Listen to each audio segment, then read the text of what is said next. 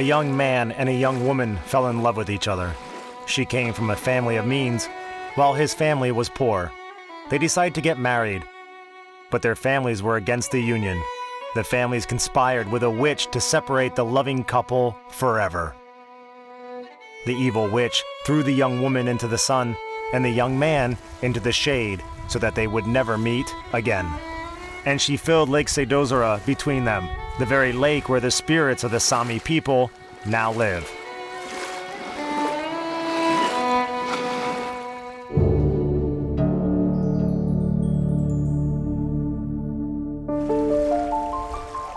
The history of the Sámi goes back to the remote past. Their ancestors were known to ancient Greek and Roman authors. The mention of them can be found in the historical works of Pythias in 325 BC. The Middle Age Vikings called these people Laps, giving rise to a word, Laplandia, the land of Laps. It encompassed all the lands where the Sámi lived. 4,000 years ago, the glacier retreated and the Karelian Isthmus appeared, over which Samadian tribes traveled to Scandinavia and the Kola Peninsula from the Urals, and the European tribes came from the other side. As a result of this merger, Proto-Sámi appeared. The old Sámi people lived on a big territory, bordering the Ladoga Lake on the south.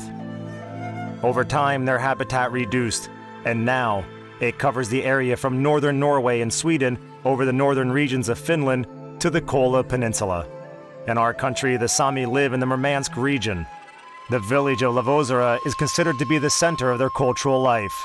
According to the census of 2010, there are 1,771 Sámi in Russia.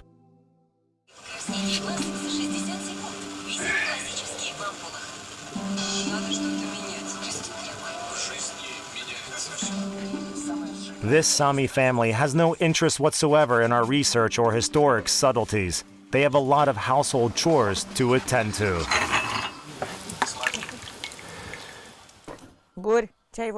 Boris, the tea is ready. Come here.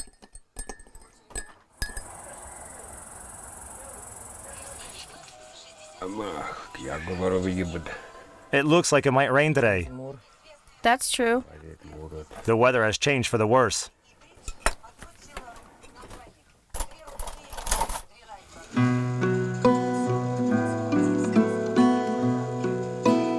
Uliana and Boris Yulin live 30 kilometers outside of the Lovozero village, right in the middle of the tundra. A few years ago, after retiring, they built a house here, erected a kuvaksa, a reindeer high tent in Sámi, started to breed reindeer, and to follow the traditions of their people. Boris's parents and my parents worked on the tundra, as well as our grandfathers and grandmothers. Great-grandparents. That's right, from generation to generation. I guess we are... The last of the Mohicans.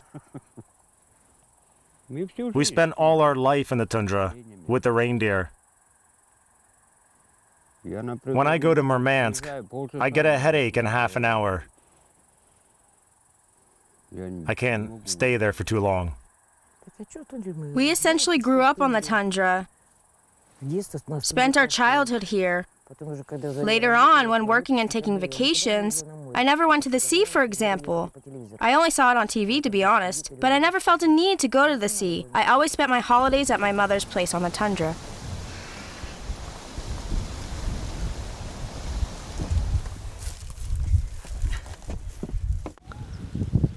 Nowadays, the Sámi rarely choose this way of living.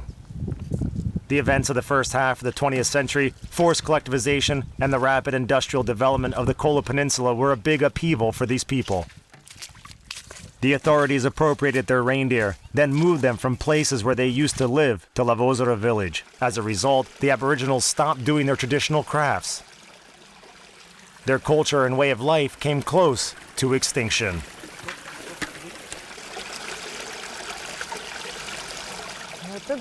Over there we have a lem. We call it a lem. Reindeer hide there from mosquitoes and gadflies. Here we made a kuvaksa. It's not big. In warm weather, we make a fire here to cook. At times, we have guests who stay with us overnight.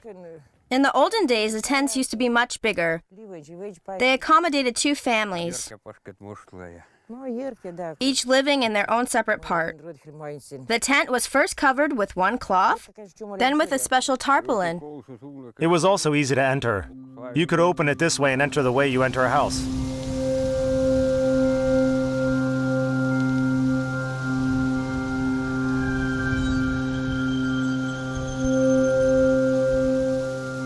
In a week's time, Uliana is going to a very important event.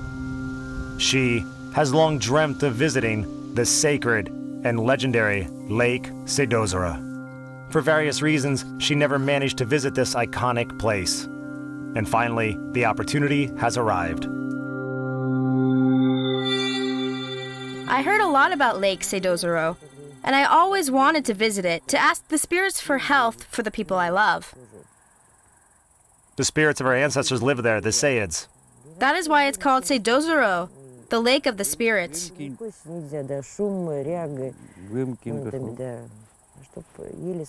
Our spirits live in the water, on the ground, in the forest, up in the mountains, and in the rocks. In a word, in nature, and we believe in them.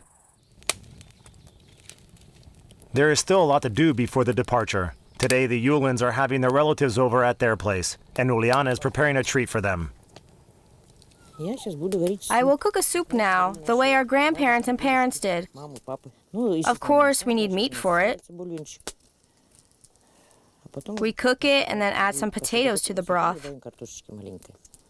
Then we take flour and blackberries. What did people eat before? Mostly meat, fish, mushrooms, and berries. They didn't have the vegetables we eat now, like tomatoes and cucumbers. They were self-sustaining. The food was simple. They also made their own bread. Living in a forest like we do now, you have to make your own bread. Traditionally, the kitchen has always been a woman's domain. Although generally there was no strict distinction of duties between men and women, each family member could do everything.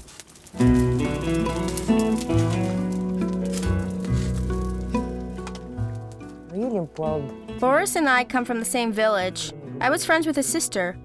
When Boris's girlfriend left him, I was there to console him, saying, "Don't worry, you'll find someone better." So I did. Yes, he did. He started visiting me more often. Once he arrived on a snowmobile and took me to the civil registry office. That's how we got married. We've been together for almost 30 years.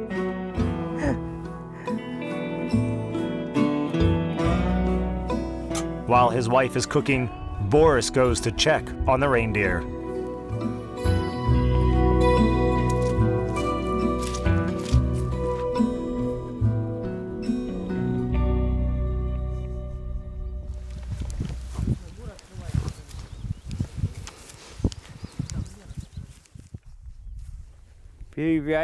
How many reindeer do I have? It's not polite to ask a Sámi that question, because reindeer is like money to us. It's the same as asking someone about the size of their salary. In any event, I don't have many reindeer, and a misfortune happened recently. A bear came and killed a female. That's why I now have to guard them. Depending on their habitat and natural surroundings, reindeer breeding, fishing, and hunting are the traditional activities of the Sámi. This is a tasma. It belonged to my wife's father. And this chain belonged to my late brother. Those rings were my father's. And this one too. This I made myself. Everything is here. A knife, a little chest, but it's empty now. The chest should be placed here. Before and during calving, they put notebooks here and little sticks. Once you brand a calf, you make a notch.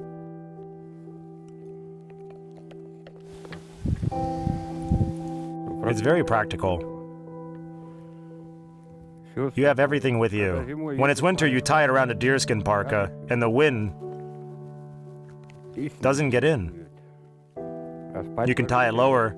Here, you can lie on the snow and sleep in it, and you won't feel the cold at all, dear friend.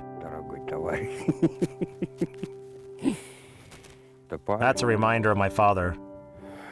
A very precious thing.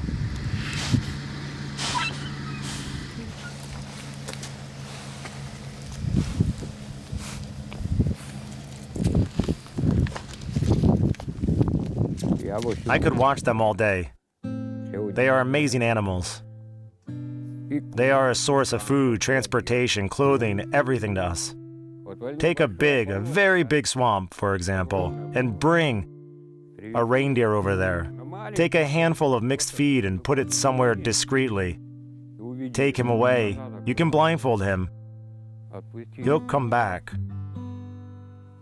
and find his food straight away as if following a compass. How can you explain that? They probably have a built-in GPS. So many people. You didn't expect us? No, we didn't very well. Hello. Give me a kiss, my dear. Hello. Hello, hello. Very well. Well done, well done. Hello. Take it easy. Kolya, come here, come here. Glad to see you. Let's go before Grandma gets cold. Don't worry, I won't get cold. You won't freeze? Let's go. The long-awaited relatives came to visit the Yulin. Unfortunately, their daughters couldn't make it. One lives and works in Lovozero, the other even further away in Murmansk. They each have their own lives and they don't often manage to visit their parents. We made soup today. Fish soup? Fish soup, why? Meat soup. That's it. Have at least one spoonful. At least one. Have some bread.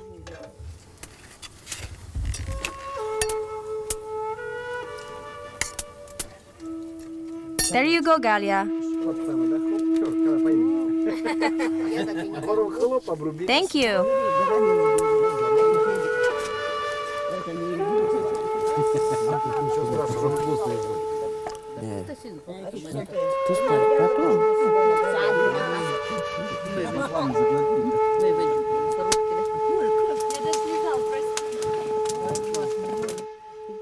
And Polya, I decided to go to Lake Sedozero, so I wanted to consult you. Consult me? I've never been there. But maybe you know how to behave there. What should I do? I think you need to consult our shaman, Olga. She'll be able to give you advice. She was there, and she knows a lot about it.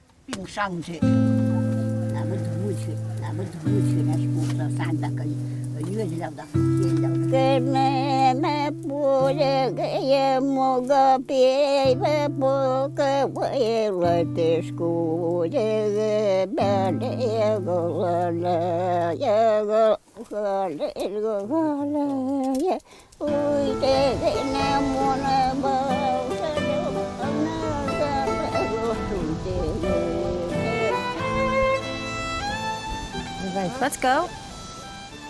Let's go look at the reindeer. I'll take photos. Okay, okay, as you wish.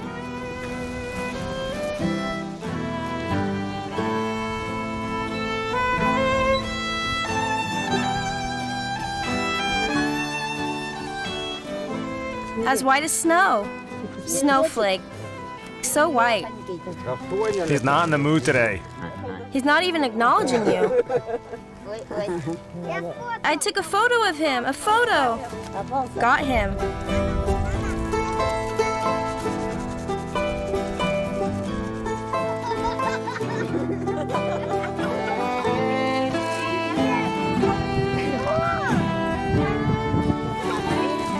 Wow, a fawn. A fawn.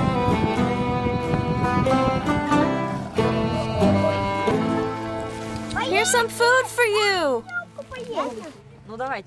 Okay, see you soon. Come on Saturday so we can celebrate together, okay? I might come, but I'm not sure about Boris. I have my reindeer here. I can't. Okay, all right. See you. Okay, bye. Call us. Call us, write us. Bye.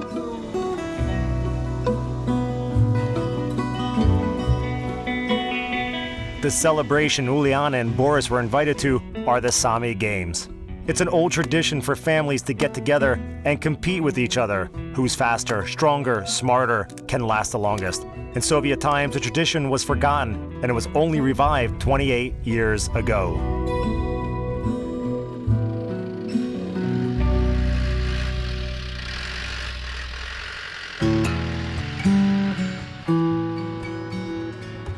The Sámi Games take place in Lovozero, the village which is often referred to as the capital of Laplandia. This is the habitat of the majority of the Sámi in Russia. It hosts the Sámi Cultural Center, and all national Sámi celebrations are held here, even on an international scale.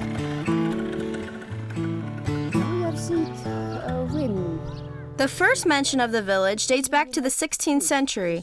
It was a small Sámi burial ground. It developed mostly in Soviet times. In the 1960s, the Sámi were moved here en masse from the entire Kola Peninsula. That's how the Lovozero became the capital of these people. For the Sámi people, these games, the national sporting competition, is a large celebration and one of the most important ones of the year, as well as one of the favorites. They wouldn't miss it, so Uliana, leaving her husband to guard the reindeer, came to Lovozero. And together with her sister Antonina, she went to watch the Sámi football game.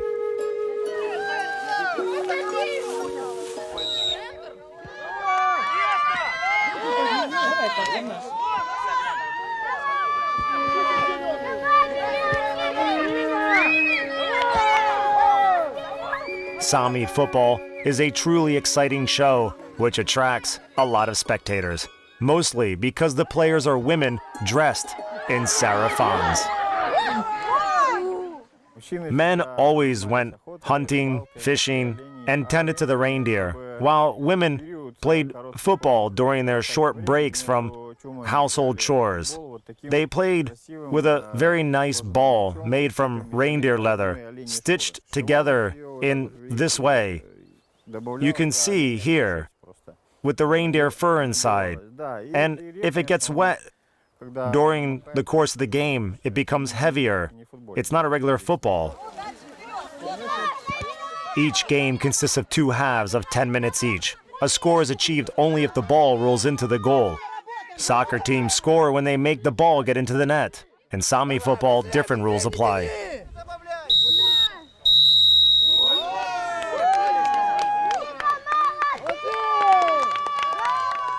In the meantime, other competitions are also underway. Uliana's sister Antonina decided to participate in the crossbow shooting competition. Her other relatives came to support her. Everyone used to shoot with crossbows, right? Yes, boys made them themselves from willow tree branches, fishing lines, thread, or something like that. They made arrows too, and they put nails on their tips.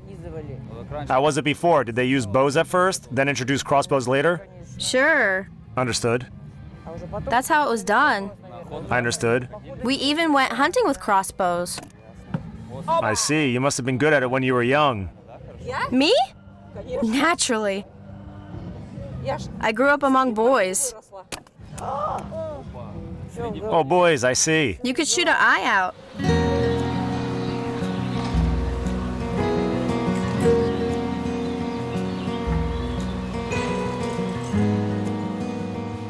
Andrei, Antonina's son, and her cousin Yevgeny went to take part in the lasso throwing competition.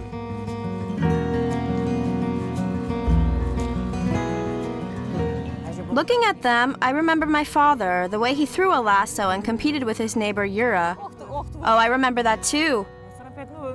My father only once lost to Yura, otherwise he always won. See how good Andrei is at it. It's the first time he's participating in the competition. Ну давайте мы будем прощаться с вами. The goal of those competitions is to strengthen the spirit of each family and the nation as a whole. And at the same time, to promote the Sami language in general, because the situation with it is not particularly simple. I witnessed the times when the Sami language was taught in schools. I was a teacher of Sami. It's no longer taught. And the only way to learn the language is through speaking it. The youth has started displaying some interest in it, but there are still only a few people who can understand and speak it. There's a danger that the Sami language will disappear together with our generation and those who have been speaking it since childhood. Along with the sporting competitions, people dance and sing at the Sami games, dressed in fancy national costumes. The Sami always dressed in traditional costumes, made from reindeer skin. With the arrival of the Russians to the Kola Peninsula, we started using modern materials, such as silk, cotton, and wool. But these are traditional costumes. The kukul, a mosquito head net, which protected the Sami from mosquitoes in summer. A kukul. Traditional costumes were decorated with beads. But before we started using beads, people used silver and tin thread to embroider traditional costumes,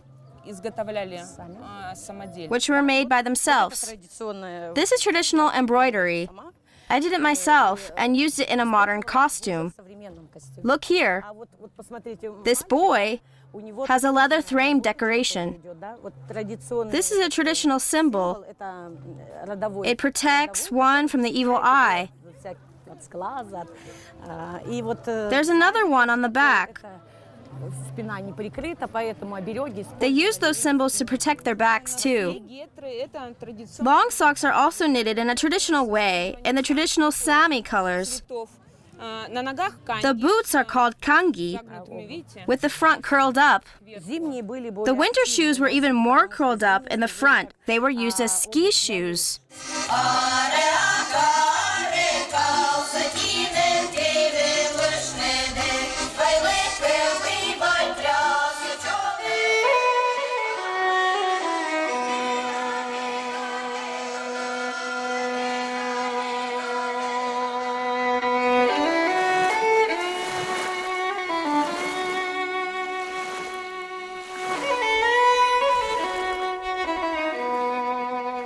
This woman is unique.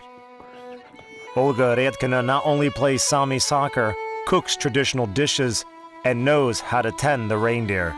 She retains a knowledge of the old beliefs and spiritual rituals of the Sami. She is a fourth-generation shaman.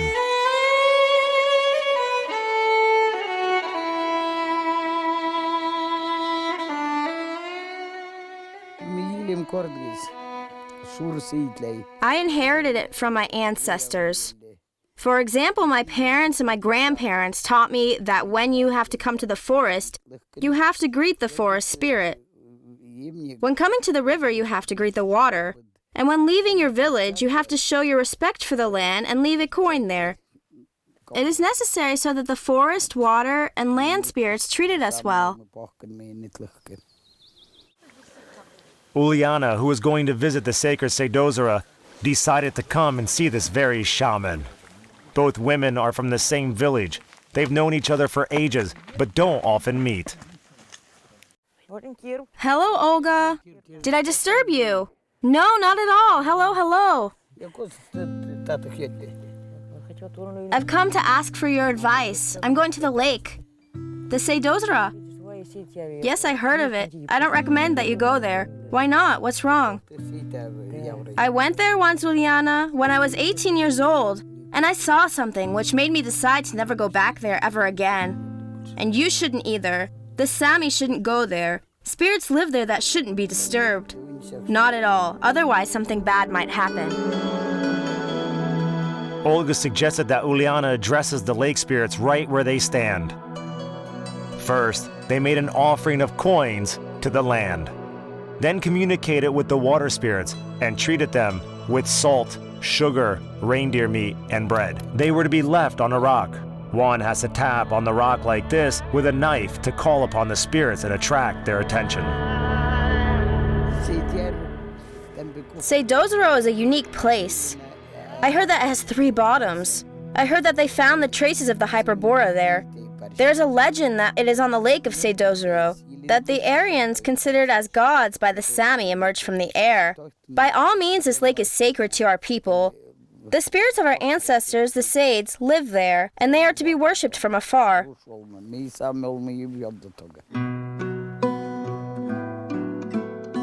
Uliana followed Olga's advice and decided against going to Lovozero.